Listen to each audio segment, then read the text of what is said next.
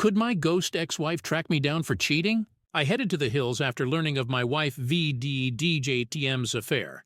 I don't VJTMT exactly know why IVJJTM writing this, but now that the events are over and done and IVDJTMV moved on, maybe it will help someone. In February 2018, I discovered my wife VDJTM's affair after we had been married for 3.5 years. I had a contract job that involved a lot of travel at times, but also allowed me to work from home when I was back. My wife had a very well-paying job as a director of a technical sales firm. We had what I would describe as a really good marriage, although things had gotten a bit strained from my being away on work trips and her working longer and longer hours. Backstory. I met my wife, now ex, 5 years ago at a mutual friend VDJTM's barbecue. We struck up a conversation and had instant chemistry. Quite honestly, I thought I was beating the odds being with such a beautiful and well-spoken woman. Somehow, she really liked me for my rough-around-the-edges persona. Once we started dating, after a few weeks, we couldn't VDTMT get enough of each other, and the clothes just flew off when we would meet at each other VDJTM's apartments. We finally tied the knot after dating for 18 months and moved into a big apartment while saving for a house. After the first 3 years of marriage, things started changing. I was still crazy about her, but I noticed she would start arguments about little things, and she would get angry when I would bring up all the late hours and the work outings that had become more and more frequent. She would say ITV DJ Tem's part of paying the dues, since she had been climbing the corporate ladder, or at least that was her excuse. She told me I had no right to question her since I was gone for weeks at a time myself. I told her I could certainly manage reducing my travel hours, and I had actually only been going on trips maybe 3 or 4 days every 5 weeks or so. These arguments were very circular and never had a resolution. Looking back, I had no idea my wife was in the midst of an affair. I would have never suspected a thing except for her continued late work hours and our dwindling sex life. I just attributed this to her being tired from work. However, my ego had taken a beating from being turned down frequently when trying to initiate sex. I didn't VDJTMT see the secretive texting that I read about, but then again she had a company cell phone and she could have been using it since she spent a lot of time in our spare bedroom that she would use as a home office. It was around September of 2017 when Kathy started coming home after work and then heading off to a work engagement for the evening. This went from 1 evening a week to more than 3 evenings a week. IVJTMBE, not that jealous by nature, but there is no way she would go unnoticed, and I knew she would have to fend off some of the men at her office. She only seemed to be interested in work, but she was working with more male executives than female. My first suspicion of her cheating occurred a month before D-Day. She had stopped off at the store before coming home and asked me to help with the groceries. While I was grabbing a couple of bags from the back seat of her car, I noticed something pink glinting from just underneath the front passenger seat. It was one of my wife VGDM's bras. I recognized it as hers since she liked the ones from a particular apparel store. In retrospect, I now realize the reason for the red flag with the bra. When she gets in the mood, she always takes off her bra first from underneath her clothes. I don't VJTMT know exactly why, but I instantly just had a sinking feeling in my gut when I saw this. I could not rationalize what her bra was doing under the seat. I just left it there under the seat. It almost made me sick, and my heart must have been racing like crazy because when I returned to the kitchen with the bags, Kathy asked if I was okay and that I looked like IVDJTMD seen a ghost. I just brushed her comment off. I tried my best not to look angry or betrayed, but it took all I had to hide my feelings that evening and the next. I decided to see if I could find out if she was involved with someone or not. I started thinking about all the clues I was missing. I had no proof except for the bra. We live in a fairly large city, and her work is in a downtown office building. I kind of took my focus off of the affair idea for a bit and decided maybe I should give her more attention. One Friday after work, I made a nice dinner, set up the dining table with nice plates, silverware, and candles. I bought a nice bottle of wine and a bouquet of roses. She came breezing in after work as usual. I pointed out the dinner and everything I had prepared. She gave me a sad smile and told me she was sorry but had plans to meet up with her coworkers tonight at a local hangout. She said she could grab a quick bite with me before she left but had to jump in the shower first. I think my insides flipped on me and I became completely speechless. I 1VJ tempted to tell you what kind of rage I was feeling at that point, but I had finally had enough. While she was in the shower, I grabbed my company cell phone and planted it in her back seat. I had been thinking of this lately as a way I could track her location with my personal phone. I went in and dumped the meal in the trash along with the flowers. She came back after her shower, dressed up and looking great as usual. She said, "Okay, let VDJTMs eat." I told her, "Never mind, go out with your friends." She looked at me strangely and asked if I was mad. I said, "IVJTM, I'm disappointed by you never wanting to do anything together." She became angry and told me to quit acting like a child and made a snarky comment about my having a short fuse. I stood there letting all this sink in and said, "Foolish me. I thought you jammed like to spend the evening together for once." She just smirked at me and left in a huff. I took out my other phone and started tracking my work phone. I saw her stop about 20 minutes away at the bar that she frequents with her work buddies. I decided to head out and locate her car. Sure enough, there it was in the parking lot of the bar. I sat across the street in my car, waiting to see if I could see her. I felt so unlike myself, like a stalker, but I rationalized that I needed to at least satisfy my anxiety about her whereabouts. About an hour after I arrived, I saw her coming out of the bar with a man. He looked like one of the execs IVJTM seen from her work. He grabbed her and pulled her close and kissed her. My stomach went into knots and my body went completely numb. They headed over to another car and got in together. I did my best to follow them as the car pulled out. They traveled about 10 minutes away to, you guessed it, a hotel. I pulled over on the street next to the hotel. I watched as they got out and headed hand in hand into the hotel. IVDJTMD seen enough. IVDJTM, an idiot. I started banging my fist on the steering wheel. That VDJTM's it. Something inside me went completely blank, and I'm not sure if I blacked out or had an out-of-body experience. When I recovered myself, I decided I needed a drink. This is when my life took a new direction that I would have never guessed. I just started driving out of town, reliving everything I had just witnessed, and, I hate to say, crying with rage. I headed towards the outskirts of town, about 30 miles, and found a nice little bar, and pulled in. I found a seat at the bar and ordered a drink. I must have looked like death warmed over because the bartender, a woman, mentioned that I looked like someone took the wind out of my sails. I half smiled and said, "You could say that." A guy took a stool next to me and started up a conversation. I was NVJTMT in much of a mood to talk, but something about this guy just made me feel comfortable. We started talking, and after a while the subject of my wife cheating just tumbled out of my mind. How I just wanted to leave her and forget her. He looked at me and slapped me on the back. He said, "Buddy, you are not alone. That happened to me a few years ago. I believe that sometimes these things happen for a reason, and let me tell you, your life can now change either for the better or the worse. ITVDTM's entirely up to you at this point." Something about him saying this really shook me out of my glum mood. I mean, I know IVJTMM hurting, but IVJTM always been able to see things logically, and he is so right. We introduced ourselves. His name is Ray. Hevdium's kind of a country guy, but just the sort of salt-of-the-earth type that I really respect. He asked me when IVDTMM going to move out. I guess it never occurred to me to even think that far ahead. I know I don't want to be around this woman anymore, and I do have this fight-or-flight feeling coursing through me. Ray said, "I feel very sympathetic to your situation and have an idea. If it comes to it and you feel like you need to leave at some point, IVJTM got a travel trailer sitting on my property. TVDJTM's not great, and it could use a bit of fixing up.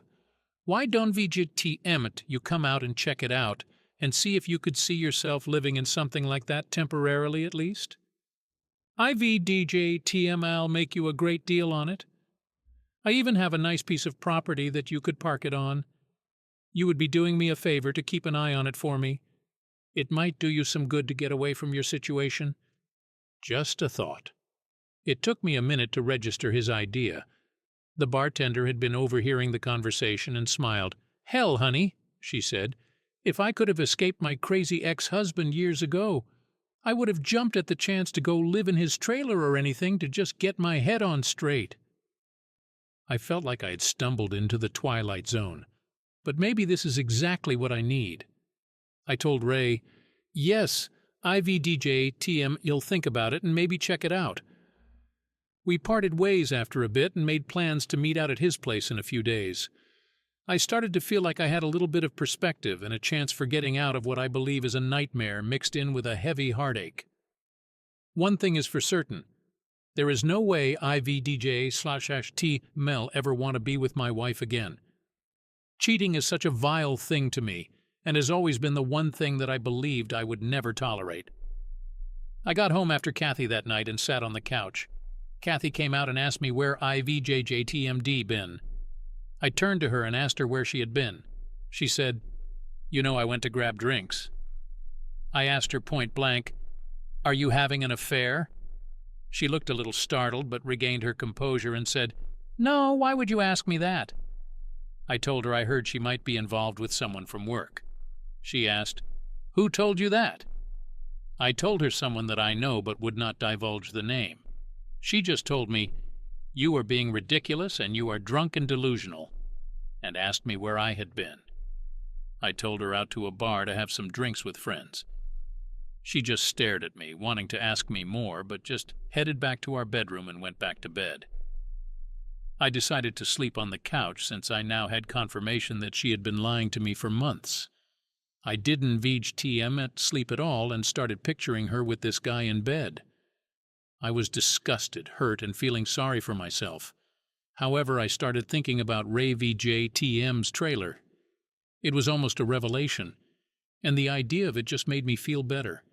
I must have something wrong with me, but with the pain I was in, the fight-or-flight mode just instinctively kicked in, and the flight part won me over.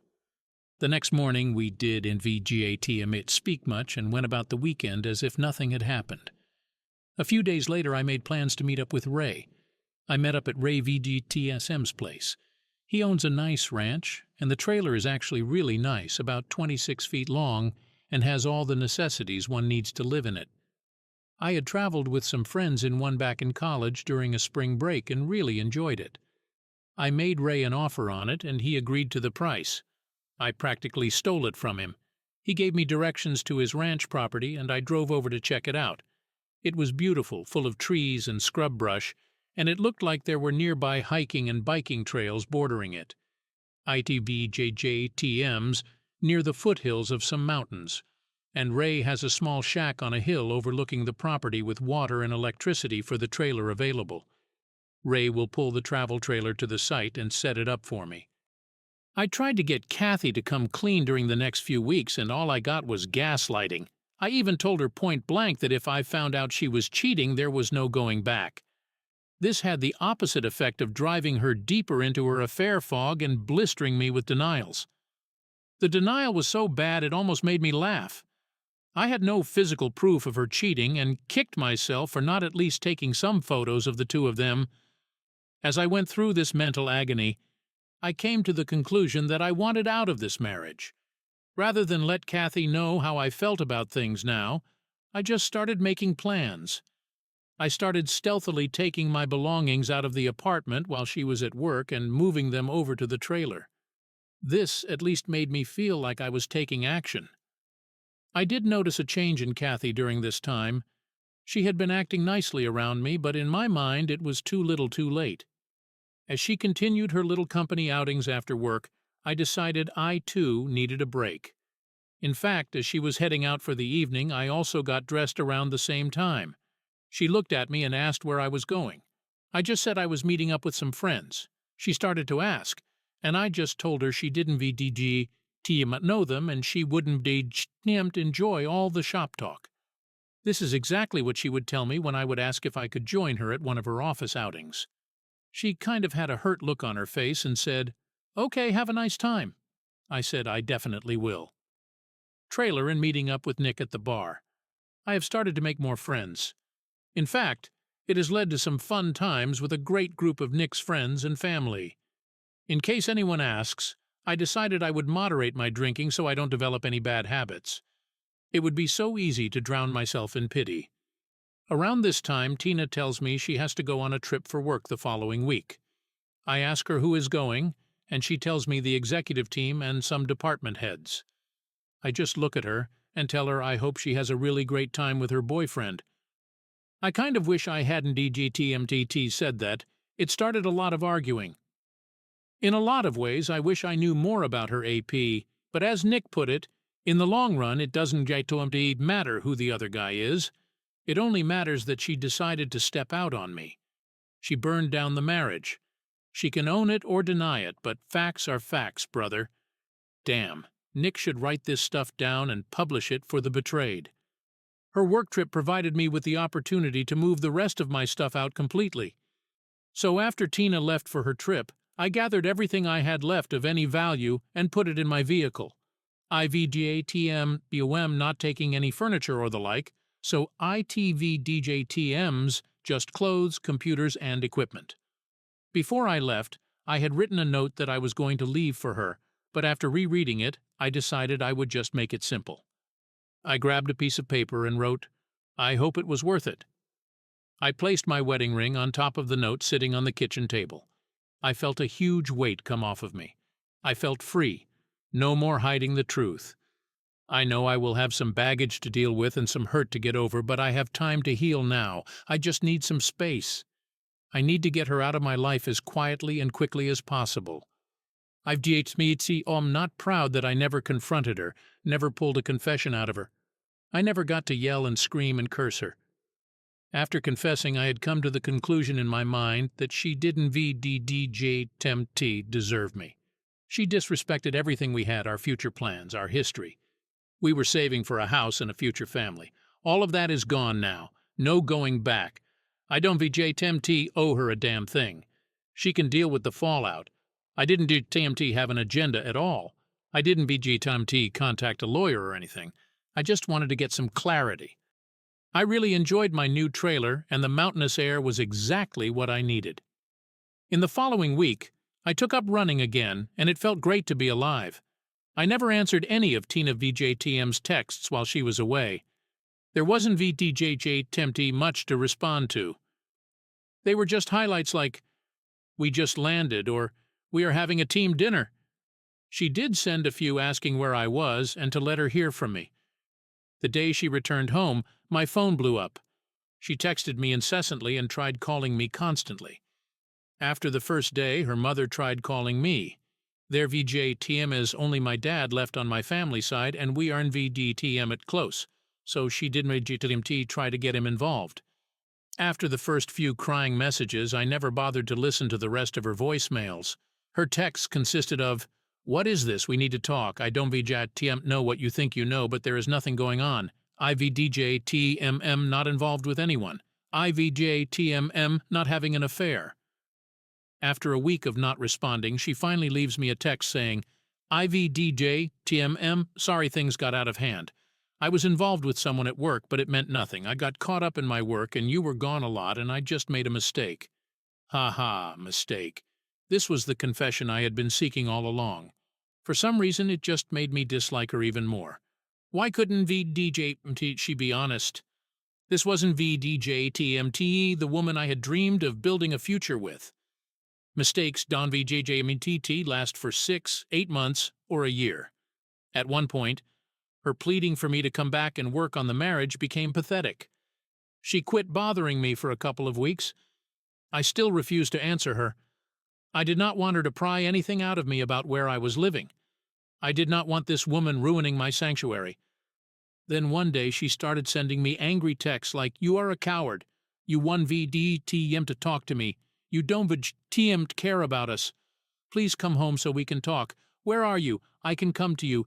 Damn it, Joe, please let VGATMs talk and fix things. I don't VGATM remember all the messages, but they all seem to be excuses and very little in the way of apologies. I let it all go in one ear and out the other. I finally changed my cell phone number. June 2018.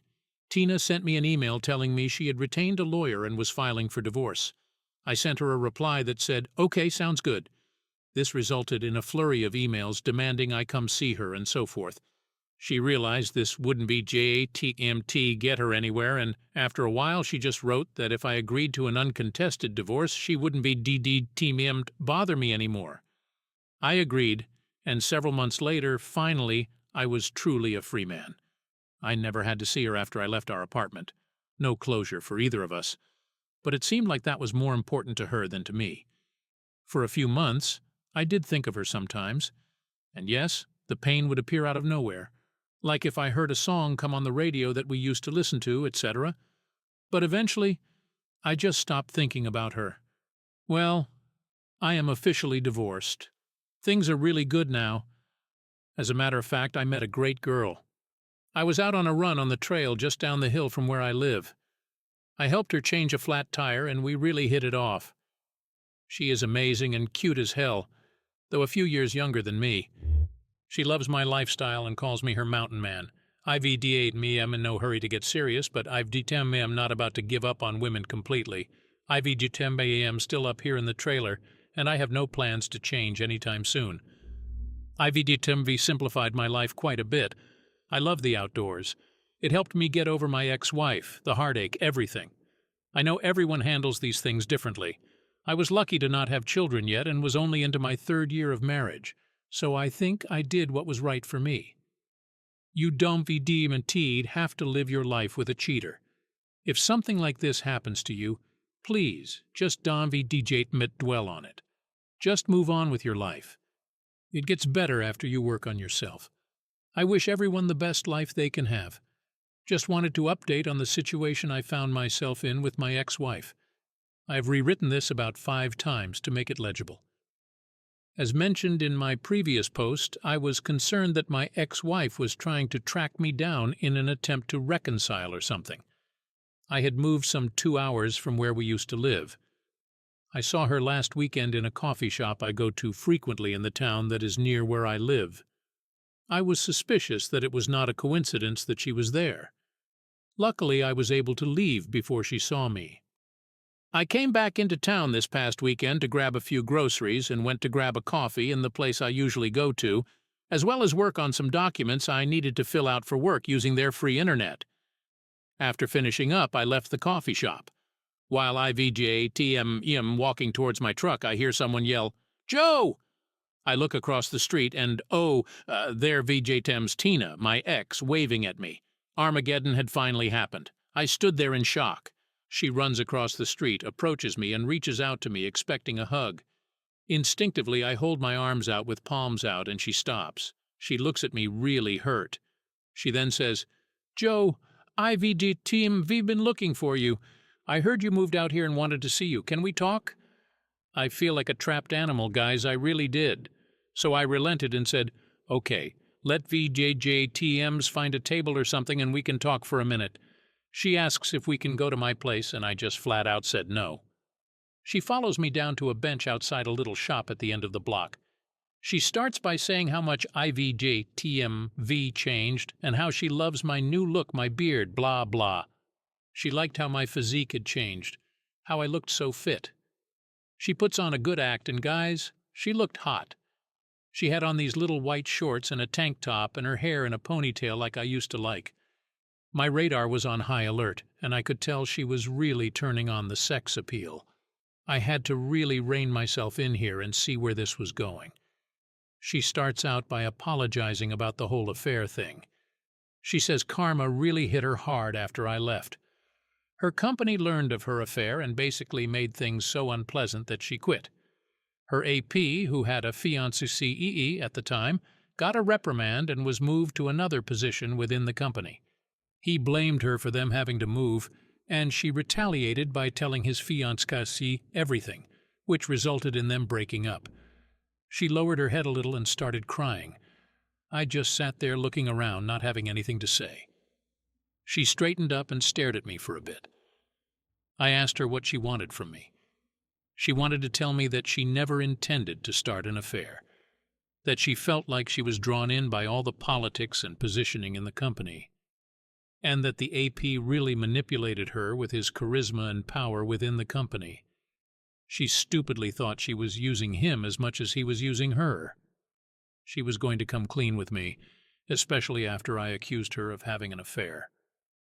She hated herself during that time, and the after-work drinking was her attempt to medicate from the guilt. Right after I left her, she felt so foolish, so alone, like her heart just imploded with loss. She immediately broke things off with her AP. She felt that since I wouldn't VJTMT contact her or talk to her, she had to find me and see if she could make things right for us, and if we could start over again. She knows we are divorced, but maybe we could have a clean slate. I just stared at her. I let her have it. IVJTM, paraphrasing the conversation, but here it is. How dare you think you can just come out here and wipe away all the what you caused? IVDJTM to forgive everything you did to ruin our marriage? I told you before, if you cheated on me, we were through. There is no forgiveness. There is no reboot of this relationship. You killed it. You destroyed what we had the minute you stepped out on me. How stupid do you think I am? I followed you one night and saw you go into a hotel together. Do you know that? I then realized that I had been raising my voice and people were starting to notice. She started to sob. She grabbed my arm. I let her cry on my shoulder a little before nudging her away. She looked up at me. I deserve all this. I know I do. Can you at least let me take you to dinner or something? I don't want to leave.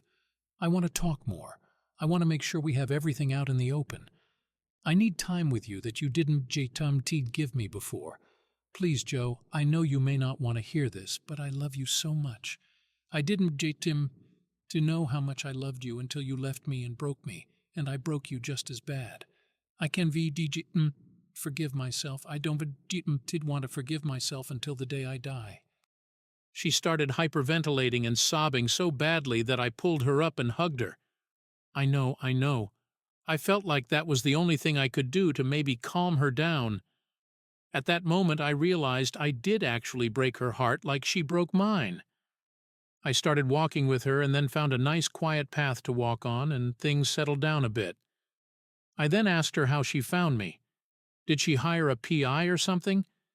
She laughed a little and said no. She thought about it, though. She ran into Stacy a couple of weeks ago, and Stacy asked her how things were going. Stacy let it slip that she saw me. Tina made her spill every single detail. Stacy didn't want to tell her because I told her not to, but she wouldn't let her go until she did. But all she really knew was that she saw me here in town and that I lived somewhere in the vicinity. So she started coming here on her days off to see if she could find me. She really blushed when she said that. I kind of chuckled. Damn, Stacy can be JJTM to keep her trap shut. So we did go to dinner. We found a nice little place with a patio. I made sure we didn't VJJ drink anything. I didn't want any excuse for her to soften me up or claim she was too drunk to drive back. We actually had a good talk. Afterwards, I walked her to her car. She wanted to stay and pressed me hard on it and wouldn't VJJTMT relent. She hadn't VJTMT'd been with anybody else since I left and swore up and down I was the only one she wanted. I told her no, ITVJ is still way too soon for me to go down that road. She begged to see me again, but I was non-committal. I gave her my new email address, but that was it. She wanted my phone number, but I told her no, UVJTM. I'll just blow it up with texts and calls. She cried about that one. She said she would be back in town next weekend if I was interested. I didn't VDJT much say anything to that. She said she will email me and tell me all the details of when and where. Before she left, I asked her point blank if she would forgive me if I had done the cheating. She sat there thinking and then said yes, she would in time, but only if we saw a marriage counselor or if we could work through the healing process with lots of talking and maybe even a binding agreement. I said, okay, maybe I could do that 5-10 years from now. She said if that DVD Tim's what it would take, she would wait. She then took my hands in hers, looked me in the eye, and said something that really surprised me. She said, "God damn it, Joe, I will always love you and will do anything to prove it." Then she left. I'm still so shook by that. She said it with such conviction. I still can see myself back with her. I feel better, though. Right now, I can even see her as friends with benefits. Maybe a friend, but damn, I just don't know if we could ever work out again. Don call me a chump because second chances are rare in my book. I went home and had a nice long run and a few beers and felt I was in a good place now. Can someone guarantee me that she wouldn't ruin that? I don't tempt to know. I just don't tempt to know. It Temp's too fresh on my mind, but I have the luxury of time to sort all this out and get some perspective. I started settling into my new life in the trailer, and it felt good to have some distance from all the drama. The air was crisp, the surroundings peaceful, and for the first time in months, I felt like I could breathe. Nick was a solid guy, and his friends were good folks too. I joined them for a few barbecues and fishing trips, and it helped take my mind off things. One afternoon, I was sitting outside the trailer enjoying the view when I got a call from Tina. She sounded annoyed and demanded to know why I hadn't been answering her texts. I told her I didn't see the point in responding. "Why are you being such an ass about this, Joe?" she snapped. "You can't just ghost me and expect that to be okay. We need to talk about this like adults." I took a deep breath and told her, "Tina, I don't owe you anything. You made your choices and now you have to live with them. I'm done talking about this." A few days later I got a call from Nick. He told me he was having some friends over for a bonfire and invited me to join. It sounded like just the distraction I needed. That night I drove over to Nick's place and was greeted by a group of friendly faces. We sat around the fire sharing stories and laughing. It felt good to be part of something again. As the night went on, I ended up talking to a woman named Laura. She was smart, funny, and had a no-nonsense attitude that I found refreshing. We hit it off right away. "So, what brought you out here?" she asked. I gave her a brief rundown of my situation. She shook her head and said, "Sounds like you're better off without her." I couldn't help but agree. The next morning, I woke up with a clearer mind. I decided to take a hike and clear my thoughts. The trail near the trailer was beautiful, and the exercise helped me process everything that had happened. As I walked, I thought about Tina and how our relationship had changed. It was hard to believe that the woman I fell in love with had turned into someone I barely recognized. I got back to the trailer and found a text from Tina waiting for me. "We need to talk. It's important," it read. I rolled my eyes and ignored it. I knew what she wanted to say, and I wasn't interested in hearing it. Instead, I focused on my new life and the possibilities ahead. A few weeks passed, and I continued to settle into my new routine. I was running regularly, spending time with Nick and his friends, and even starting to think about what I wanted to do next. Then, out of the blue, Tina showed up at the trailer. I was caught off guard, but decided to hear her out. "Joe, we need to talk," she said, looking more desperate than ever. I invited her inside, and she immediately started in on how much she missed me and how sorry she was. "I made a mistake, Joe. I was caught up in work and stress, and I did something stupid.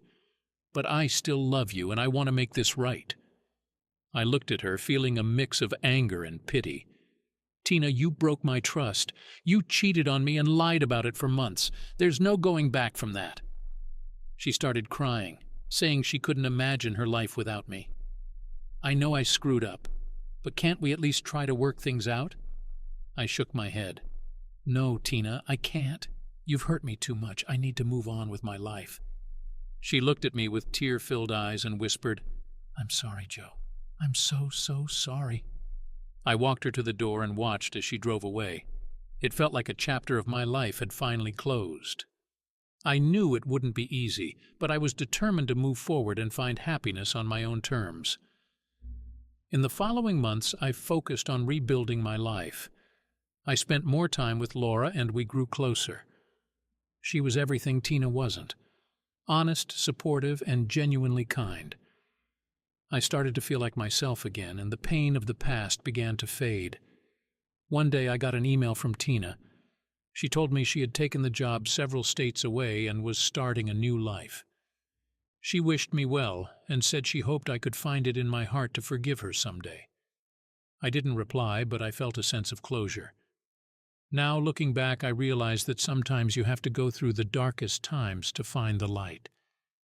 Tina's betrayal was a painful lesson, but it also showed me my own strength. I learned that I deserved better, and I wasn't going to settle for anything less. As for Laura and me, we're taking things slow, but it's nice to have someone in my life who truly cares about me. I've found peace in my little trailer, surrounded by nature and good people. And most importantly, I've found peace within myself. So to anyone going through something similar, just remember, it does get better. You deserve happiness, and it's out there waiting for you. Keep moving forward, and don't let the past define your future.